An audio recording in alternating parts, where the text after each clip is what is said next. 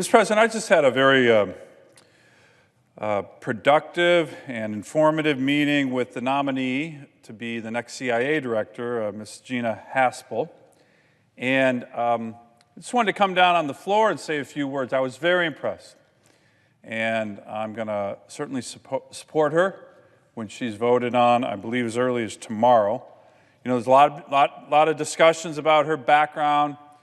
First woman to lead the CIA, first career member of the CIA. That's all important, but I think what's most important is that the American people know and this body know that she is very well qualified. Very, very impressive person who I just had the opportunity to talk to. First of all, she's very highly decorated in her 30-plus career at the Central Intelligence Agency. Her honors, decorations include the Intelligence Medal of Merit, Presidential Rank Award, the Donovan Award, which is one of the highest awards in the CIA, the George H.W. Bush Award for Excellence in Counterterrorism. And she's thoughtful, she's honest, and in many ways she's overcome numerous obstacles. Let me just talk a little bit about her bio. One of 5 children, father served in the Air Force, having joined at the age of 17, so she grew up on military bases like tens of thousands of Americans. And her original goal in life was to be a soldier. Told her dad she wanted to go to West Point. Well, at the time, her father had to break the news to her that West Point was not admitting women. Well, I think West Point lost out on that one. But what she ended up doing was in some ways a contractor for the military, 10th Special Forces Group, and then later she realized that if she couldn't join the military, she was going to join the CIA. And that's what she did. And she's done an outstanding job at the CIA. She began working at the CIA in 1985 during the closing days of the Cold War. She was stationed literally all over the world. In Africa, for example, she recruited and handled agents, survived a coup d'etat. She worked with government partners during the first Gulf War. She ran different CIA stations around the world. And then on September 11th, 2001, let me say that again, she started with the Counterterrorism Center at the CIA on September 11th, 2001, and essentially has spent her life since that time focusing on keeping our country safe. She became the Chief of Staff to the Deputy Director of Operations and the Deputy Director for the National Clandestine Service, and now she is the Deputy Director of the entire CIA, the first woman to rise from the ranks as an initial member of the agency to that title, and if confirmed, as I mentioned, she will be the first career CIA official and female to lead the agency. So really historic, but again, more important than history, more important than these labels, is she's very, very qualified. And Mr. President, one of the things that's remarkable throughout this entire debate about her, there's been a lot of debate in the Intel Committee, is the members of the military, the members of the national security establishment, Democrats and Republicans, the members of the Intel Committee who have come out and said, we support Gina Haspel. The list is extremely impressive. Let me just give you a couple examples of that. John Brennan, former Obama administration CIA director. James Clapper, former Obama CIA director and administrator of the Director of National Intelligence. Senator Saxby Chambliss, former Senate Intelligence Committee vice chair. Representative Porter Goss, former CIA director and House Intelligence Committee chairman. General Michael Hayden, former Bush administration CIA director. Senator Bob Kerrey, Democrat senator of Nebraska, who was on the Senate Intelligence Committee and was the vice chairman. Henry Kissinger, former Secretary of State. Mike McConnell, former Obama administration director of national intelligence. Admiral William McRaven, former commander, U.S. SOCOM. Michael Morrell, former Obama administration acting and deputy CIA director. Michael Mukasey, former Bush administration attorney general. Leon Panetta, former Obama administration CIA director and secretary of defense. Mike Rogers, Republican congressman, former House Intel Committee chairman. George Shultz, incredible statesman, former Secretary of State under President Reagan. And George Tenet, former Clinton and Bush administration CIA director. Now, Mr. President, that is impressive. That is an impressive list. That is the who's who, Democrat and Republican, of who's been in charge of our intelligence services over the last 2 to 3 decades. Decades. And they're all supporting Ms. Haspel. So, she's qualified. She has the support of everybody.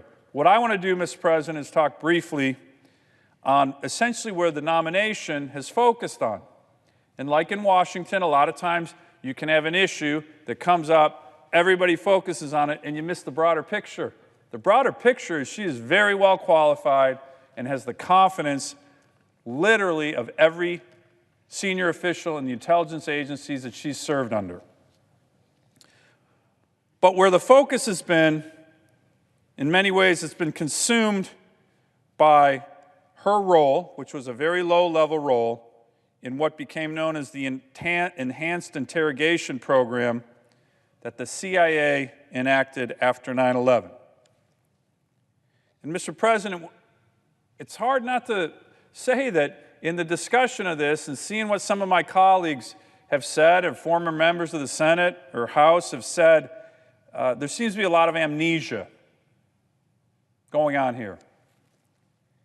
I think it's important to bring us back to the day that Ms. Haspel started the CIA's Counterterrorism Center, as I mentioned, September 11, 2001. For those of us who remember, very frightening time in our country, almost 3,000 Americans murdered, almost 8,000 wounded. And in Washington, D.C., I wasn't here then, but in Washington, D.C., whether it was the president or members of Congress, there was one demand for the CIA. Find out who did this, find out who was responsible, and make sure they don't do it again. Find out who did this, find out who is responsible, and do everything in your power to make sure the United States of America and our citizens don't get attacked again. That was the #1 focus from all the leaders, all the elected leaders in federal government, to the CIA. Protect us, find out where the next attack's coming, and don't let us get hit again. So, Mr. President, what ended up happening during this period in U.S. history, and a lot of people forget about it, a lot of people forget how scared we were. Very few people predicted that we weren't going to get hit again. As a matter of fact, everybody thought we were, maybe with a weapon of mass destruction. Is that during the course of this time, the CIA started a program when they started capturing terrorists who they thought had information of what was called enhanced interrogation techniques. Now, there was a lot of worry about getting hit again. And I won't go through all the examples, but there are examples of members of the Intel Committee in the Senate, members of the Intel Committee in the House, who were briefed on exactly what the CIA was doing. Exactly what they were doing with these enhanced interrogation techniques. And that's where the amnesia comes in. Because you've seen some members of this body saying, whoa, that was horrible. And yet they were briefed. As a matter of fact, there are reports that many members of Congress said, do more. Find out who did this. So that was the order that the CIA, the members of our clandestine services, were given. And there are numerous quotes from this time. Let me give you one from former Senator Nelson John D. Rockefeller, West Virginia, was the ranking member on the Senate Intel Committee in 2003. On the late edition, CNN's late edition, he was talking about how we had captured Khalid Sheikh Mohammed, KSM as he was known to be the mastermind of 9/11. And it was very clear that at least Senator Rockefeller was saying, make sure that we get as much info as we can from this guy. Here's what he said. Happily, we don't know where he is, meaning he was off-site, not in the country. He's in safekeeping under American protections. He's being grilled by us. I'm sure we'll be proper with them, but I'm sure we'll be very, very tough with him. There are presidential memorandums that prescribe how allow certain measures to be taken, but we have to be careful. On the other hand, he does have the information. This is still Senator Rockefeller talking. Getting that information will save lives. We have no business not getting that information. So this is the vice chairman of the Intel Committee, a year and a half after 9/11, saying, get it, press it. So the CIA used these techniques, Mr. President, but here's the important thing. At the time, they were told to go do this, and it was reviewed by the Justice Department and said, this is legal. You are allowed to use these techniques to try to get additional information. This is legal. Go do this. The government of the United States is telling you you have the authority to do it. It is legal. That's undisputed. As a matter of fact, the enhanced interrogation techniques were actually developed at what our military training facilities that we have in different parts of the country called SERE schools, Survival, Evasion, Resistance, and Escape schools. That's where the techniques were developed. It was another reason why people at the time thought this could be legal, because these interrogation techniques and training are actually used on our own military. Members of the military for years had been going to SERE school, and they underwent these interrogations. They underwent waterboarding to our own citizens. As a U.S. Marine, as a recon Marine, I went to SERE school, and these techniques were applied to me, including waterboarding. So the CIA was told, make sure this doesn't happen. The members of Congress are briefed. Intel committee members like Senator Rockefeller are saying, do more. The Justice Department comes out and says, this is all legal. Go do it. Make sure we're not attacked again. Oh, by the way, you're using techniques that we use on our Marines and soldiers. And that's what they did.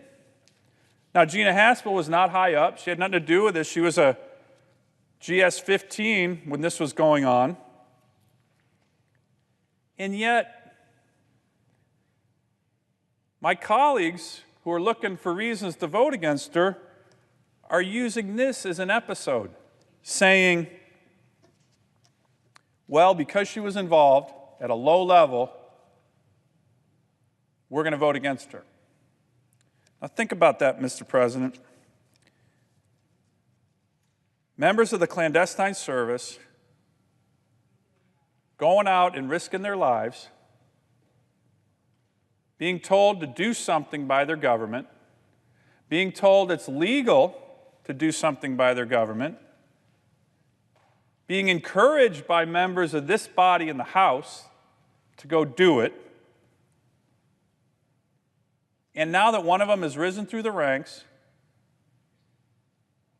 with a stellar career, we're going to have members who come to the floor and say, no, we're going to consider her not qualified because she was a GS-15, didn't design the program during this very, very difficult, challenging time in American history.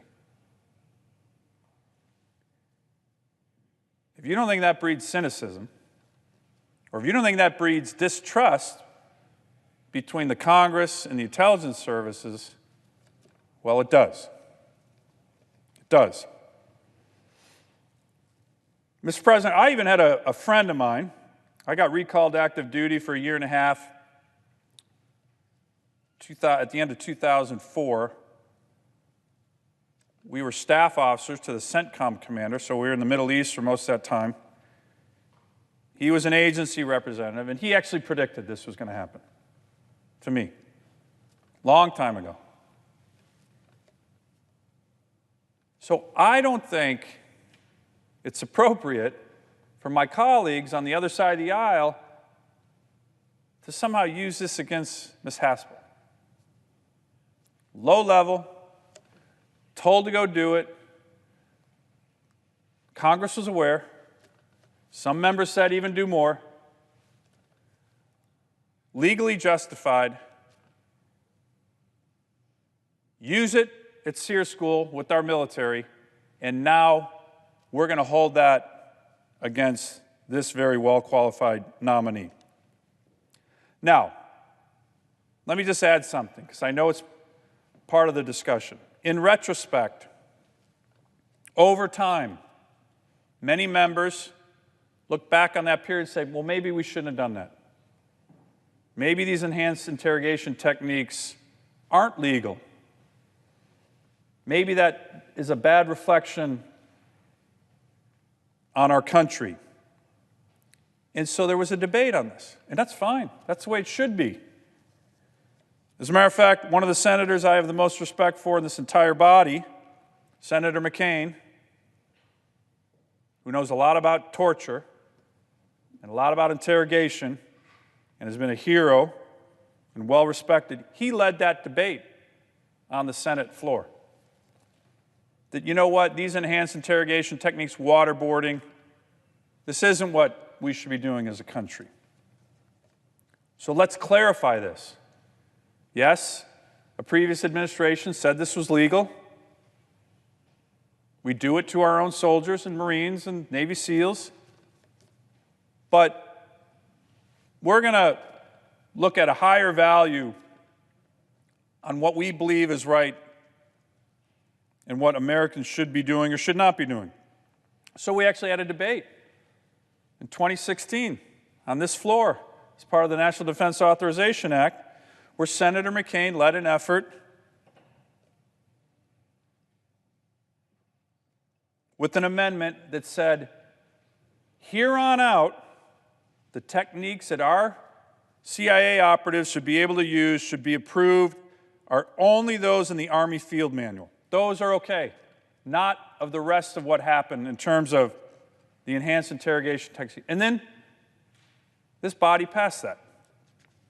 As a matter of fact, I voted for the McCain amendment out of respect and appreciation and the arguments that John McCain was making. So we clarified the law. And in many ways, Mr. President, that's how the system's supposed to work. Challenging time, a lot of turmoil. Yes, these operatives were pushing the envelope, but it was legal. We take a step back, say maybe that shouldn't be what we should be doing going forward, and we change the system through debate on the floor here, led by Senator McCain. But let me just end by saying here's how it's not supposed to work, Mr. President. We have a very dangerous situation like we had after 9/11. We ask our best and brightest to risk their lives to defend this country, to do really tough operations all around the world. We go tell them to do things. This body's briefed on it. We tell them it's legal. And then later we said, you know what? Now we're going to hold that against you. Not only is that unfair,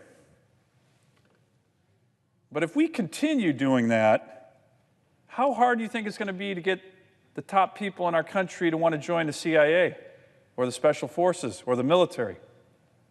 Go do this, protect your nation, it's legal, and then 10, 15 years later say, no, maybe it wasn't. So I want to thank Ms. Haspel for wanting to serve her country at the highest levels, for her example, and all the other members of the CIA and clandestine services who have been on the front lines protecting this nation. And I certainly hope my colleagues who are looking at that period of history and looking to hold it against her recognize the broader context. Not only was she asked, and the other members of the agency asked, to do that kind of work, but they were told it was important to protect the country, and it was legal. So I certainly hope my colleagues, when her nomination comes to the floor tomorrow, keep this all in mind, look at her broad qualifications, and vote for her to be the next CIA director. I yield the floor.